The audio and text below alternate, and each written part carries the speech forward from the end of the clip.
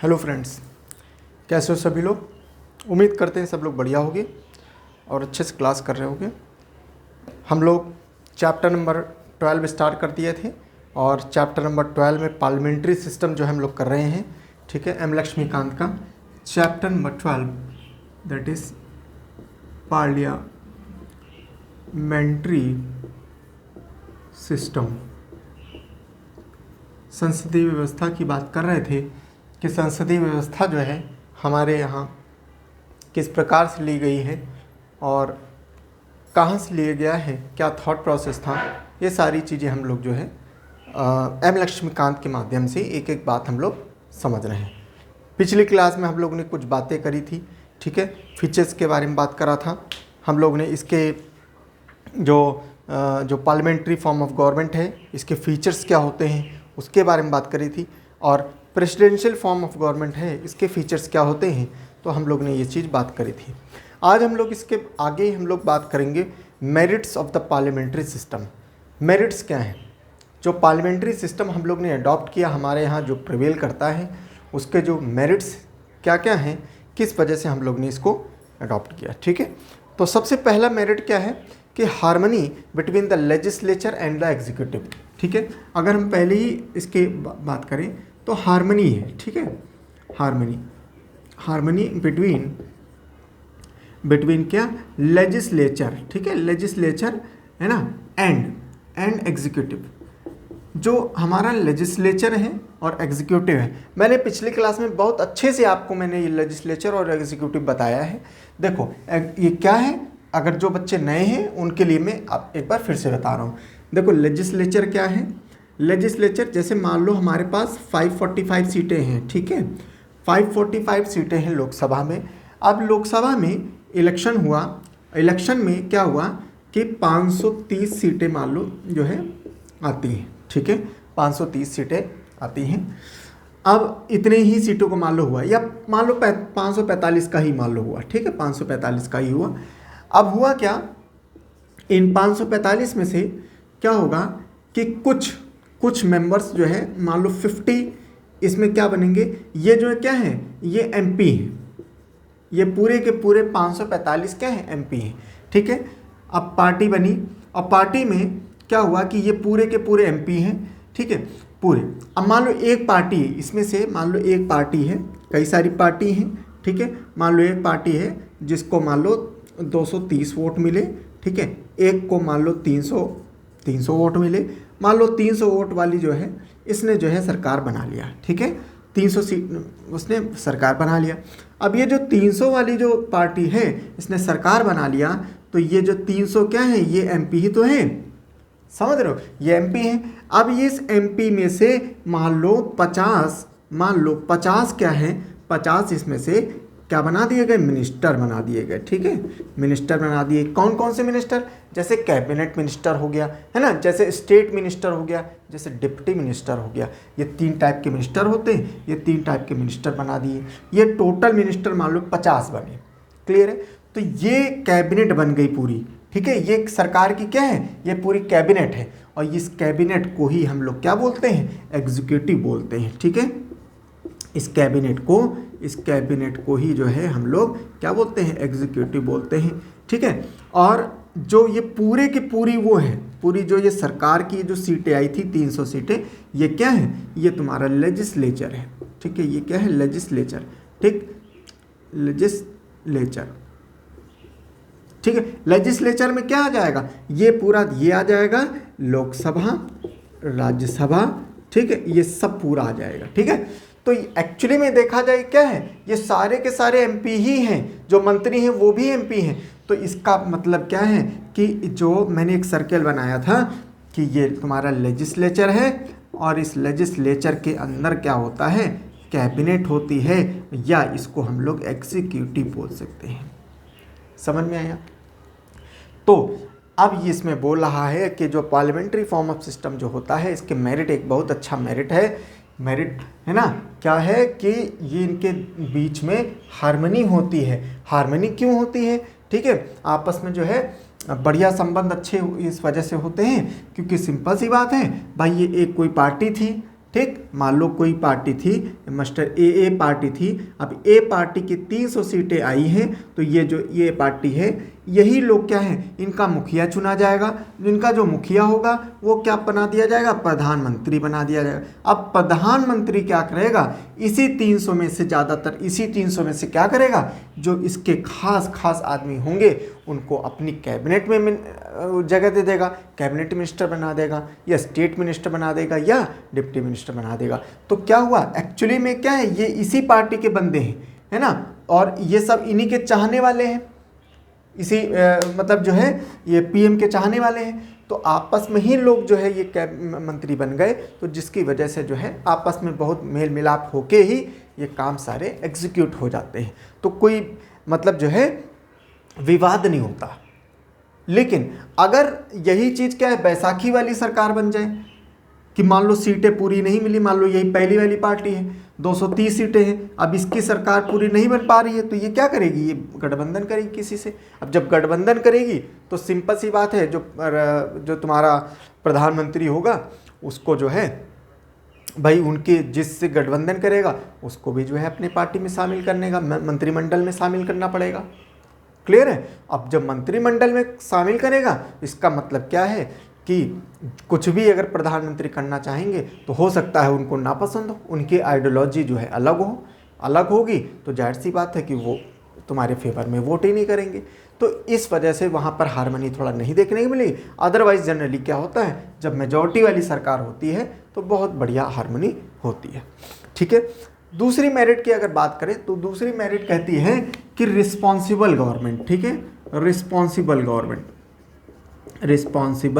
Government मैंने आपको बताया है क्या कि हमारे जो फीचर्स हम बता रहे थे उसी में आपको बताया है कि जो हमारी जो सरकार बनती है पार्लियामेंट्री फॉर्म ऑफ गवर्नमेंट के उसमें सिस्टम में जो हमारी पार्टी है जो सरकार बनाती है, ठीक है, मेजॉरिटी मिलेगी।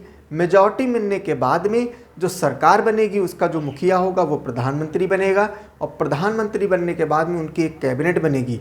तो वो जो कैबिनेट बनेगी वो एग्जीक्यूटिव जो होगा वो कोई भी काम करेगा तो he will be answerable for legislature. ठीक, तो वो टूवर्ड्स लेजिस्लेचर के लिए जो है आंसरेबल होगा। अपनी कोई भी काम करेगा, कोई भी पॉलिसी लाएगा, कोई भी मान लो कोई योजना लेके आ रहा है और उसको योजना को कैसे एग्जीक्यूट करेगा, उस पर कितना पैसा खर्च हुआ है, जो फंड एलोकेट किया गया है वो कहाँ कहाँ खर्च किया गया, वो सारी चीज़ के लिए जो है वो आंसरेबल होगा लेजिस्लेचर। समझ में, तो रिस्पॉन्सिबिलिटी बन जाती है। तीसरी मेरिट की बात करें, प्रिवेंट्स डिस्पोटिज्म। डिस्पोटिज्म मतलब क्या है कि इसमें जो है under this system the executive authority is vested in a group of individual council of minister and not a single person. ये मेरिट ये बताता है डिस्पोटिज्म का कि जो ये जैसे मैंने बताया ना कि जब ये सरकार बनी तो सरकार के कुछ काउंसिल ऑफ मिनिस्टर बने। अब ये काउंसिल ऑफ मिनिस्टर कलेक्टिवली ये रिस्पॉन्सिबल हैं लेजिस्लेचर के, ऐसा नहीं है, ये सबकी जिम्मेदारी बनती है, सबकी जिम्मेदारी बनती है। मान लो 50 मिनिस्टर बने तो 50 मिनिस्टर सबकी जिम्मेदारी बनती है, ठीक है, लेजिस्लेचर के प्रति। ये नहीं कि सिंगल पर्सन है, प्रधानमंत्री है, वही सर्वा है और वही सब कुछ कर रहा है, जो मर्जी आ रहा है वो कर रहा है। ठीक है, यहाँ ऐसा नहीं है, प्रधानमंत्री प्लस उसकी कैबिनेट। क्लियर है। Next, ready alternative government. ठीक है, रेडी ऑल्टरनेटिव गवर्नमेंट, ये मेरिट बहुत अच्छा है। रेडी ऑल्टरनेटिव गवर्नमेंट का मतलब ये होता है कि जैसे मैंने आपको 2 एग्जांपल लिए, हमने बताया है, मैंने इलेक्शन हुआ, इलेक्शन में जो पार्टी ए है इसको जो है कितनी सीट मिली, 300 सीट मिल गई, ये बहुमत से ज़्यादा निकल गए, इन्होंने सरकार बना लिया। ठीक, अब क्या हुआ, मान लो किसी वजह से इनकी सरकार में जो है असमंजस नहीं बैठ पाया, ये लोग कुछ काम नहीं कर पाए, या कोई दिक्कत आने की वजह से जैसे ही ये सरकार गिरती है, ये अपनी जो है बहुमत नहीं, मान लो इनके ही कुछ मंत्री जो हैं या कुछ इनके एमपी जो हैं चले जाते हैं पार्टी छोड़कर, इनको इनकी विचारधारा अच्छी नहीं लगती है, ये चले गए पार्टी इसमें। ठीक, ये पार्टी नंबर बी में चले गए। अब क्या हुआ, इनकी बहुमत जो है, इनकी बहुमत नहीं हो पाएगी। ठीक, ये अल्पमत में आ जाएंगे, जिसकी वजह से क्या होगा, जो पहली पार्टी है इसको मौका मिल जाएगा, इसको मौका मिलेगा, इस जैसे इसने बहुमत सिद्ध कर दिया इनकी सरकार बन जाएगी। तो अल्टरनेटिव हमारी गवर्नमेंट जो है बिल्कुल तैयार रहती है। ठीक है, वाइड रिप्रेजेंटेशन। वाइड रिप्रेजेंटेशन, ये भी एक बहुत बड़ा मेरिट है। वाइड रिप्रेजेंटेशन क्या है कि इन parliamentary system the executive consist of the group of individual that is minister who our responsibility of the people. हमारे जो जितनी भी पूरी भारत में, जैसे मैंने बताया कि हमारा इतना बड़ा देश, इतनी ज़्यादा जनसंख्या है और अमुक अमुक प्रकार की डिफरेंट लैंग्वेज है, डिफरेंट कल्चर है, डिफरेंट कास्ट सिस्टम है, डिफरेंट जगह रहने वाले हैं, लेकिन इतने सबको जो है समेटे हुए है हमारा देश। हमारी जो पार्लियामेंट्री सिस्टम है वो ये बहुत बड़ा अच्छा एग्जाम्पल है ये, ठीक है, कि इतनी विविधता को भी एक जगह समेट के रखा है। कैसे रखा है? क्योंकि इन्हीं विविधता वाले देश में ही क्या हुआ है कि ये ही इतने जितने लोग हैं, जैसे मान लो ये क्या है, ये पूरा हमारा भारत है, ठीक है, ये भारत है। अब मान लो क्या है, ये साउथ, ये केरल, ये वाला तुम्हारा केरल, तमिलनाडु, कर्नाटक, ये वाला क्या है, इतने पोर्शन का मान लो क्या है एक रिप्रेजेंटेटिव गया, इतने पोर्शन का एक रिप्रेजेंटेटिव गया, इतने पोर्शन का एक रिप्रेजेंटेटिव गया। मतलब क्या है कि ह्यूज जनसंख्या का रिप्रेजेंटेटिव आ रहा है। तो इससे क्या हो रहा है कि हर एक जनसंख्या का, हर एक वर्ग का रिप्रेजेंटेटिव हमारी सरकार में रहता है, ताकि जो है कोई भी सरकार जो है मतलब किसी का जो है अहित ना कर पाए, सबका हित हो, ठीक है, सबका हित हो। डीमेरिट्स, अब हम लोग डीमेरिट्स की बात करें कि डीमेरिट्स क्या है, ठीक है। अनस्टेबल गवर्नमेंट, नंबर 1 डीमेरिट्स है अनस्टेबल गवर्नमेंट। इसमें यह बताया गया है कि भाई देखो गवर्नमेंट जो है यह अनस्टेबल है। अनस्टेबल क्या है? 5 साल के लिए है, और ये भी कोई गारंटी नहीं है सरकार जब बनती है कि 5 साल ये रहेगी कि नहीं रहेगी, इसकी कोई गारंटी नहीं। मैंने बताया जब तक ये बहुमत रहेगा लोकसभा में तब तक ये सरकार रहेगी। उसके बाद में जैसे ही बहुमत गया, मैंने अभी एग्जाम्पल लिया, मैंने बताया कि इनकी सरकार बहुमत है, सरकार बन गई, आराम से बढ़िया सरकार चल रही। कुछ हुआ इनके कुछ एमपीज़ में, ये जो 300 एमपी हैं, इन 300 एमपी में से मान लो 50 एमपी या 60 एमपी 100 एमपी जो है उनको ये विचारधारा अच्छी नहीं लगी इनकी, प्रधानमंत्री की और दूसरे मिनिस्टर्स की, इनको विचारधारा अच्छी नहीं लगी या कोई और बात हुई, ये क्या हुआ, ये पार्टी छोड़ दिए। जैसे ही पार्टी छोड़े, ये सरकार आ गई अल्पमत में। ये अल्पमत में जैसे ही आएगी ये सरकार गई। अब ये जितनी भी पॉलिसी बना रहे होंगे या मान लो बना के एग्जीक्यूट किए होंगे, इनकी तो सरकार चली गई। अब नई सरकार आएगी, वो नई तरीके से काम करेगी। तो ये बड़ी दिक्कत है कि गवर्नमेंट जो है ये अनस्टेबल है, और ये वाकई में ये दिक्कत होती है। क्योंकि भाई देखो, आप अगर कोई भी सरकार है, सरकार जब बहुत अच्छे से, अगर उसको मालूम है कि हाँ आज 5 साल की मेरी सरकार चलेगी, 10 साल चलेगी, तो क्या होता है, सरकार लॉन्ग रन के लिए पॉलिसी बना सकती है। मान लो कोई पॉलिसी बना रही है, लॉन्ग रन के लिए बना रही है, और लॉन्ग रन में क्या है कि उसको उसका आउटपुट देखने को मिलेगा कि हाँ उसको बहुत अच्छे से एग्जीक्यूट करा सकते हैं। लेकिन पता चला उनको यही नहीं मालूम कि आज मेरी सरकार है, कल अगले साल ही मेरी सरकार रहेगी कि नहीं, तो बड़ी दिक्कत होती है। वो सरकार जो है वो कोई काम नहीं हो पाते हैं उस लेवल के। नो कंटिन्यूटी ऑफ पॉलिसी, जैसे मैंने पहले एग्जाम्पल में बता दिया कि इनकी पॉलिसी जो है अगर सरकार गिर गई तो कंटिन्यूटी ऑफ पॉलिसी जो नहीं हो पाती। आपने देखा ही होगा कि एक सरकार चल रही थी, कुछ पॉलिसीज़ उनकी चल रही थी, जैसे ही सरकार गिरी दूसरी सरकार बनी, क्या होता है, दूसरी सरकार आती, उनकी आइडियोलॉजी पहले वाली से दूसरी है, और दूसरी है तो तुरंत क्या करते हैं, उनकी जितनी भी योजनाएं उनकी बंद करते हैं या दूसरे तरीके से करते हैं। मतलब कुल मिला के जो है वो चीज़ें एग्जीक्यूट नहीं हो पाती, ठीक है। तो और ये मैंने देखिए इसमें बहुत एग्जाम्पल बहुत सारे दे रखे हैं। मोरारजी देसाई और इंदिरा गांधी के समय जो है ये क्या हुआ, इंदिरा गांधी ने 42वें संशोधन से बहुत सारी ऐसी संशोधन लेके आई थी, जिसको मोरारजी देसाई जो है जैसे ही उनकी सरकार बनती है तो 44वें संशोधन की जो है सारी चीज़ें उन्होंने जो है खारिज कर दिया, ठीक है। और बड़ा मोरारजी का और इंदिरा जी का जो है बहुत ज़्यादा डिफरेंस था। बेसिक स्ट्रक्चर ऑफ कॉन्स्टिट्यूशन में मैंने इसको बहुत अच्छे से बताया है, आप पढ़िएगा मेरी class basic structure of constitution. पूरी हिस्ट्री आपको मैंने बताया है, कैसे क्या हुआ, जवाहरलाल नेहरू, मोरारजी देसाई, इंदिरा गांधी, वो पूरा जो है सारी चीज़ें। नेक्स्ट, तीसरी अगर डीमेरिट्स की बात करें तो डिक्टेटरशिप ऑफ द कैबिनेट, ये बात भी सत्य है।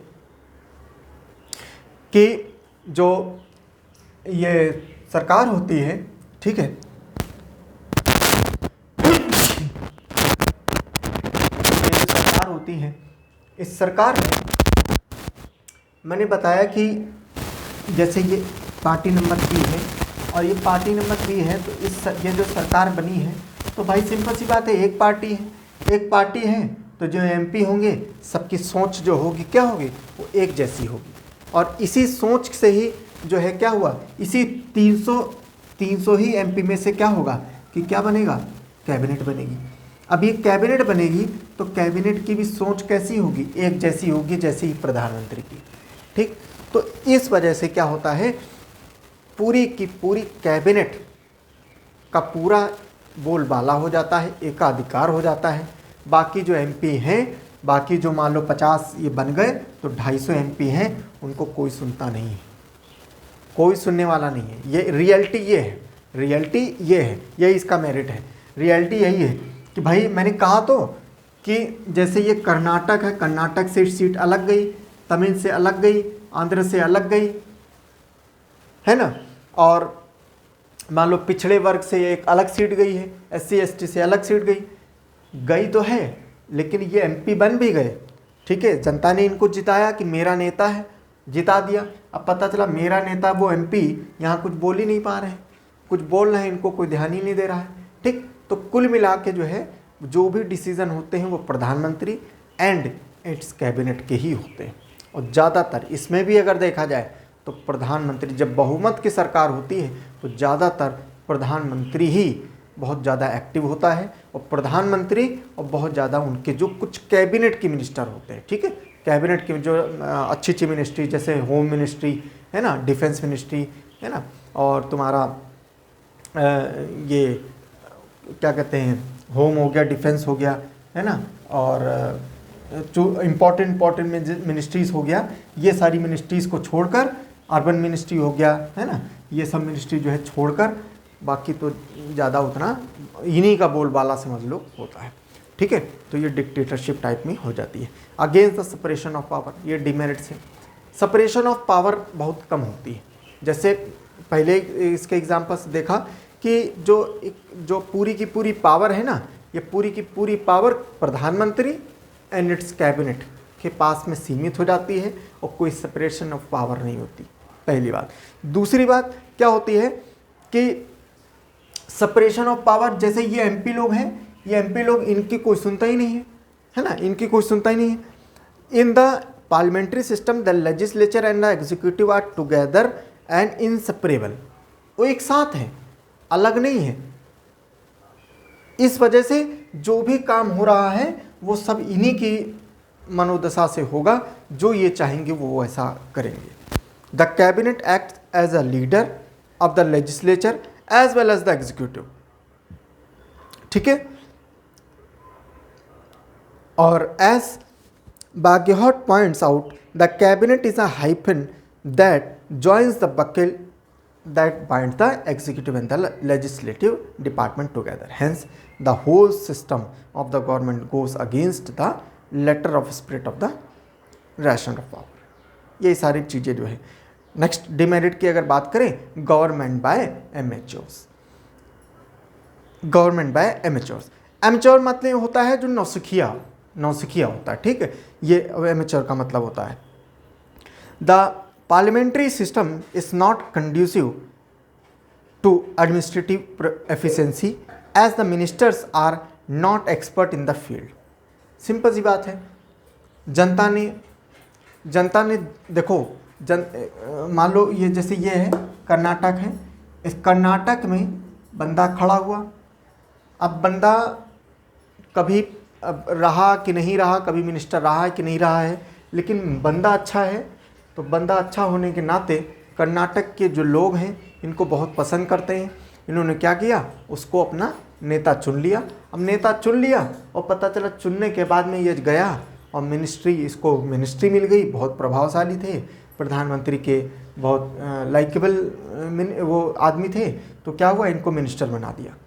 अब मिनिस्टर बना तो दिया, लेकिन अब पहली बार मिनिस्टर बने, इनको कुछ मालूम ही नहीं कैसे क्या करना है, कैसे नहीं करना है।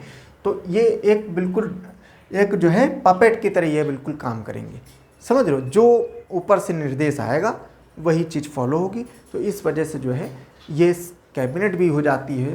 कैबिनेट में भी जो है ज़्यादातर मैंने बताया ना कि कैबिनेट में भी क्या होता है, प्रधानमंत्री और जो काउंसिल ऑफ मिनिस्टर हैं पूरे, उसमें कैबिनेट मिनिस्टर जो होते हैं खाली उन्हीं का बोलबाला होता है।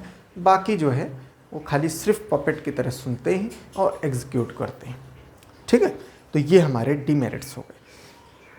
इतने डीमेरिट्स होने के बावजूद भी हम लोग ने पार्लियामेंट्री सिस्टम क्यों अपनाया, कारण तो होगा क्यों अपनाया, वो कारण भी जो है हम लोग देख लेते हैं।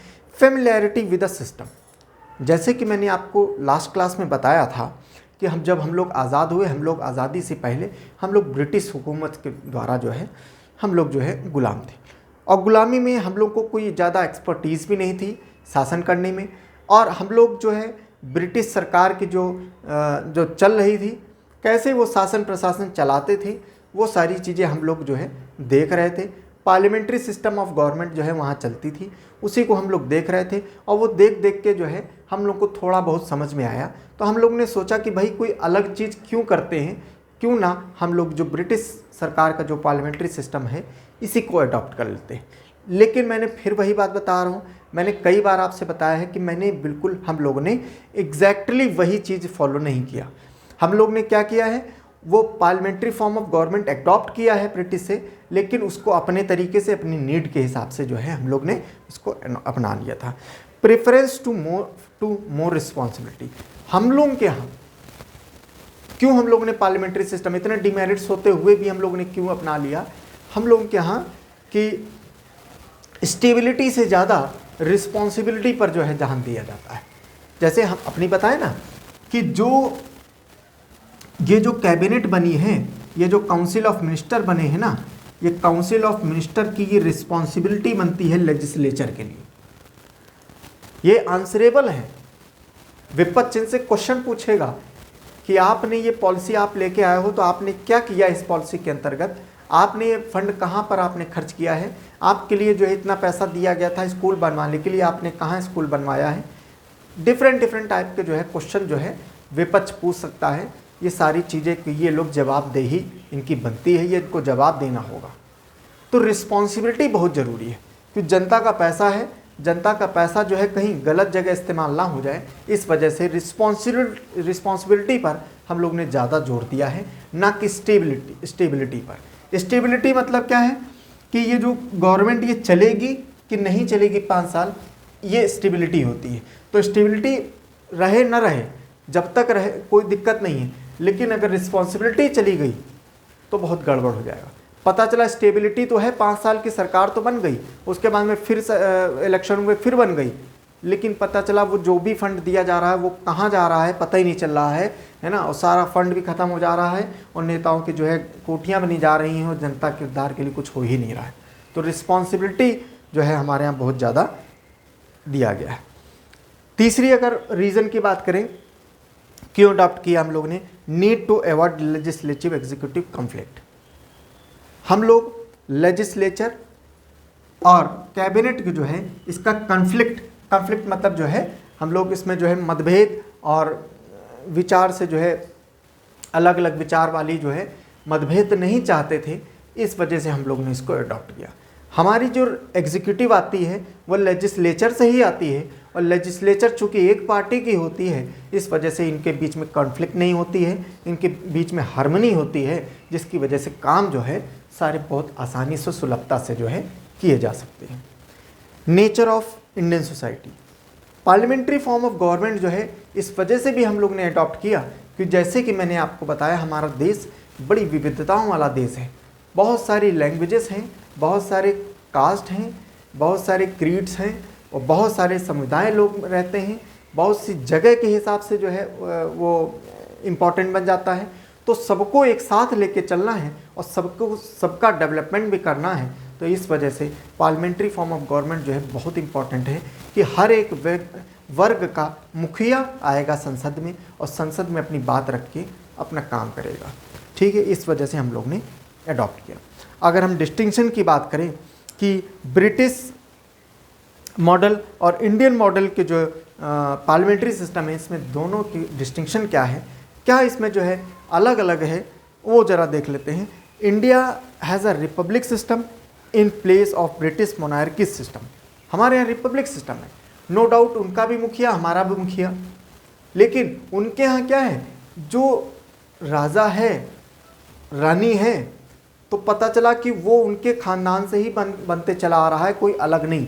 हमारे यहाँ राजा है, लेकिन हमारे यहाँ राजा वो चुना जाता है किसके द्वारा, जो हमारे रिप्रेजेंटेटिव होते हैं जो लोकसभा में, तो वो लोकसभा में और विधानसभा के लोग जो है उनको चुनते हैं। लोकसभा के, राज्यसभा के और विधानसभा के लोग जो है उनको चुनेंगे और तब जाके बनेंगे। ऐसा नहीं है कि कोई एक परिवार है उसी रॉयल फैमिली के से जो है वो चला आ रहा है, ठीक है। Next, British system is based on the doctrine of sovereignty of parliament while the parliament is not the supreme in India and enjoys the limited and restriction power due to written constitution, federal system, judicial review and the fundamental rights। मैंने आपको एक बात कई बार मैं ये बात बोलता हूँ कि हमारे यहाँ सबसे अच्छी बात क्या है, हमारा जो पार्लियामेंट है ना, हमारे यहाँ सबसे बड़ा अगर कोई देखा जाए कि सबसे बड़ा कौन, क्वेश्चन उठता है सबसे बड़ा कौन, पार्लियामेंट है कि सुप्रीम कोर्ट है ना, कि मतलब सुप्रीम कोर्ट या जुडिशरी की अगर बात करें, पार्लियामेंट है, सुप्रीम कोर्ट है कि राष्ट्रपति है, कौन है? तो इसका आंसर है कि कोई भी नहीं, कोई भी हमारे यहाँ सुप्रीम नहीं। हमारे यहाँ सुप्रीम अगर कोई है तो we the people of India, हम नागरिक सुप्रीम हैं। क्योंकि आप देखिए, अगर संसद ने अगर कोई ऐसा कानून बनाया जो कि बेसिक स्ट्रक्चर ऑफ कॉन्स्टिट्यूशन को अगर हनन करता है, तुरंत जुडिशरी के पास जाएगा, सुप्रीम कोर्ट उसको जुडिशियल रिव्यू कर सकता है और उसको नल एंड वाइड उसको खारिज कर देगा। और अगर सुप्रीम कोर्ट जो है कोई ऐसे आदेश पारित करता है जो कि असंवैधानिक है, तो हो सकता है कि उस जज का भी इम्पीचमेंट प्रोसेस हो जाए, और हो सकता है कि वो अगर कानून अगर आड़े आ रहा है तो हम कानून भी बदल सकते हैं, लॉ लाके कॉन्स्टिट्यूशन अमेंडमेंट कर सकते हैं। बेसिक स्ट्रक्चर ऑफ कॉन्स्टिट्यूशन में आप पढ़िएगा, मैंने जो क्लास कराई उसमें बहुत ऐसा खेल हुआ है और वो अच्छे से हम लोग ने समझाया उसमें, ठीक है, तो वो क्लास कर लेना। नेक्स्ट, अगर राष्ट्रपति अगर कोई ऐसी काम करता है जो कॉन्स्टिट्यूशन को जो है खतरे में ला रहा है, तो इम्पीचमेंट का प्रोसेस है, उसको हटाया जा सकता है। तो कुल मिला के हमारे यहाँ ना तो लेजिस्लेचर, ना तो मतलब लेजिस्लेचर मतलब क्या है, संसद, ठीक है, संसद पावरफुल है, ना तो जुडिशरी पावरफुल है और ना ही प्रेसिडेंट पावरफुल है। कौन पावरफुल है? We the people of India. सबसे पावरफुल कौन है? ये भारत के नागरिक। तो उसी प्रकार से हमारा जो संसद है, जो हमारे सेकंड जो डिस्टिंक्शन है ब्रिटिश वाले में और हमारे इंडियन पार्लियामेंट्री सिस्टम में, कि वो क्या है, वहाँ पर doctrine of sovereignty of parliament, parliament ही सब कुछ है। ब्रिटिश पार्लियामेंट में पार्लियामेंट ही सब कुछ है। हमारे यहाँ क्या है? हमारे यहाँ पार्लियामेंट ही सब कुछ नहीं है, हमारे यहाँ मैंने बताया कि जनता सब कुछ है, ठीक है। In Britain the prime minister should be member of the lower house, ठीक है, house of common of the parliament. In the Indian prime minister may be the member of any of the two parliament. Britain में ये बाध्यता है कि जो प्रधानमंत्री है वो लोअर हाउस का जो है मेंबर होना जरूरी है, लेकिन हमारे यहाँ ऐसा कुछ नहीं है। हमारे यहाँ लोअर हाउस या चाहे अपर हाउस, लोकसभा या राज्यसभा, किसी का भी मेंबर होना हो सकता है। और ये भी यहाँ तक भी होता है, हमारे यहाँ कोई मिनिस्टर अगर मिनिस्टर प्रधानमंत्री चाहे किसी को भी मिनिस्टर बना दे, वो उसका मेंबर हो या ना हो, लोकसभा या राज्यसभा का मेंबर हो या ना हो, वो 6 महीने में उसको जो है मेंबरशिप जो है लेनी पड़ेगी, लेकिन ऐसे भी बना सकता है। Usually the member of parliament alone are appointed as the minister in the Britain, ठीक। तो जो मेंबर ऑफ जो पार्लियामेंट होते हैं, यही जो है मिनिस्टर बना दिए जाते हैं। इंडिया की अगर बात करें, person who is not the member of parliament can also be appointed as a minister, मैंने बताया अभी, ठीक है। Britain has the system of legal responsibility of the minister, legal responsibility होती है ब्रिटेन में। लेकिन अगर इंडिया की बात करें, no such system, unlike the Britain the minister is in India are not required to countersign the official act of the head of the state. हमारे यहाँ ऐसा कोई मिनिस्टर के पास से बाध्यता नहीं होती है कि जो है लीगल कॉन्ट्रैक्ट कोई साइन हो, ठीक है, ऐसा कोई लीगल कॉन्ट्रैक्ट साइन नहीं किया जाता है। शैडो कैबिनेट इज द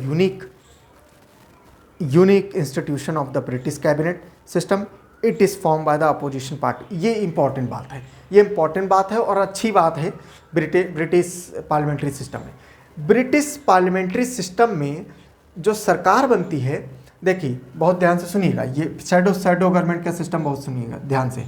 देखिए मान लो एक सरकार बनी, तो सरकार जो बनी, अब देखो दो पार्टियां हैं मेजरली, ठीक है, दो पार्टियां हैं मेजरली। एक ये बहुमत इसको मिल गया, 300 सीटें मिली इसको, तो ये सरकार बनेगी, इसको बहुमत मिल गया, सरकार बन गई। हम कहाँ की बात कर रहे हैं, ब्रिटेन की, ठीक है, ब्रिटिश पार्लियामेंट्री सिस्टम की। तो अब ये सरकार बना लेगी, लेकिन बिल्कुल इसी प्रकार की सरकार, मतलब सरकार में क्या, प्रधानमंत्री इनका होगा, इनकी कैबिनेट होगी, बिल्कुल ठीक उसी प्रकार से जो अपोजिशन गवर्नमेंट होगी, ये अपोजिशन गवर्नमेंट भी एक अपना प्रधानमंत्री बनाएगा और एक प्रधानमंत्री और उसकी कैबिनेट बनाएगा, ठीक। तो इसको क्या कहते हैं, शैडो गवर्नमेंट। इसका फ़ायदा क्या होता है, आप देखिए, फ़ायदा ये होता है कि जैसे ही मान लो जो इनका प्रधानमंत्री होगा, जो पार्टी बहुमत में आई है, इनका प्रधानमंत्री होगा, इनकी कैबिनेट होगी, तो जो ये काम करेंगे, जो पॉलिसी बनाएंगे, तो शैडो गवर्नमेंट क्या करती है, वही पॉलिसी बनाएगी और उसको उसी तरह एग्जीक्यूट करने की, मतलब एग्जीक्यूट तो नहीं करेगी लेकिन पॉलिसी बिल्कुल वैसी बनाएगी और वो बताएगी, चैलेंज करेगी, वो जो सत्ता में जो सरकार है उसको चैलेंज करेगी, क्या कि अगर हमारी सरकार होती कि मैं इस प्रकार से इसको एग्जीक्यूट करता, मेरी पॉलिसी में कुछ ये फीचर्स होते। अच्छी बात है, एक मतलब हेल्दी राजनीति होनी चाहिए। हमारे यहाँ ऐसा नहीं है, हमारे यहाँ ये चिल्लाया करती है, हमारे यहाँ शैडो गवर्नमेंट का जो है सिस्टम नहीं है। हमारे यहाँ तो बस जो है केवल और केवल मेन कैबिनेट और जो है काउंसिल ऑफ मिनिस्टर और जो है प्रधानमंत्री होता है, कोई शैडो कैबिनेट नहीं होती। तो ये हमारा जो है पार्लियामेंट्री सिस्टम जो है ख़त्म होता है। अगला चैप्टर हम लोग नेक्स्ट लेके आएंगे, ठीक है, फेडरल सिस्टम के बारे में, और बहुत अच्छे से मैं उम्मीद करता हूँ आपको समझ में आया होगा, ठीक है। सभी लोग अगर समझ में आया है लाइक करिएगा, शेयर करिएगा और सब्सक्राइब नहीं किया है तो सब्सक्राइब करिएगा, ठीक है। Thank you so much.